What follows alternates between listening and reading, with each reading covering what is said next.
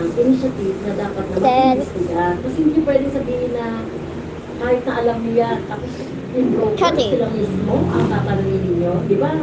Dapat, dahil meron din naman kayo sigurong alam sa intelligence, so kayo po yung nag-iimbestiga. So hindi niyo po pwede ipaibaya doon sa mga broker or doon sa mga nagbibigay ng data. Tama po ba po? Kayo yung command responsibility doon eh. Kayo yung command doon sa BOC. Yes, ma'am. Tama po. Nag-imbestiga ako during my time. That's why I listed more than 4,000 software. But prosecuting that was Let's go. Showing that What's next? Hirap mag-prosecute, ma'am. Eating Simon. Listed yung more than 4,000. Ang hirap kasi kung walang aangin She's a bunch reporter and broker Simon. dito si Commissioner Filon, binigyan ko ng 5,000 na tara. So yun yung panawagan ko since day one, and I still calling all the reporters, brokers until today, na please come forward, help the country. Isumbong nila yung kasayawan nila, kapanto nila sa loob ng customs. Because talagang we're losing so much every day. Yes, mukhang kulang po, Sir Chair. Carry. Yung chairman Paendo. It's Doon sa that's Simon. supporters. Pero kayong piniliis. Di ba katulad ng ginagawa Hey, ng why you doing, PNP o Chad? PDEA, nagkakaroon ng, Billy. ano ba yun? Parang siniset up. O nagkakaroon ng hindi. Sa inyo po, paano ba mag-imbestiga kung talagang merong naglalagay or na tumatanggap? Let's go. So, doon sa 4,000 natin nilistahan nyo, at And then doon din sa mga empleyado ng BOC, wala po kayong na-apprehend. At hindi ba kulang ang ginawa ninyo commissioner, no, doon sa effort ninyo? Kasi this is graft and corruption eh. Pinanatili natin ang graft and corruption by not doing something. O kung meron man kayong ginagawang something, kulang, Mr. Chair. Si Commissioner Lapena.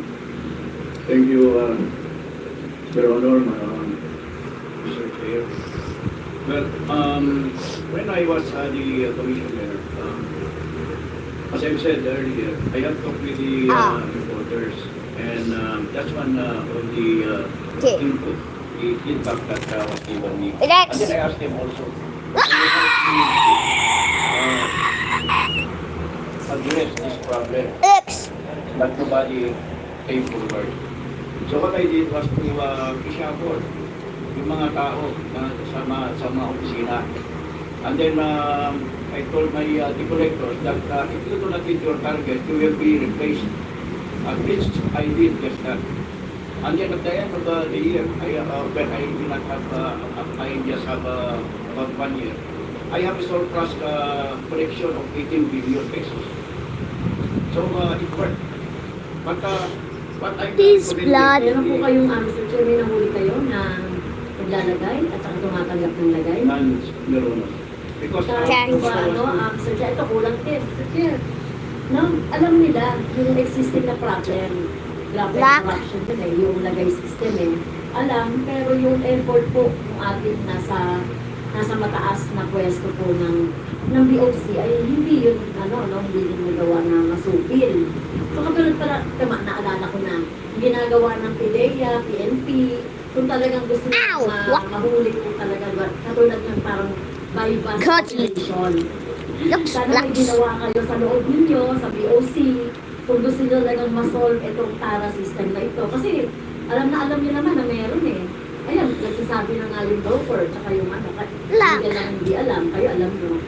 So, dapat meron kayong extra effort. So, kasi kayo militar kayo eh, dati kayo sa intelligence eh.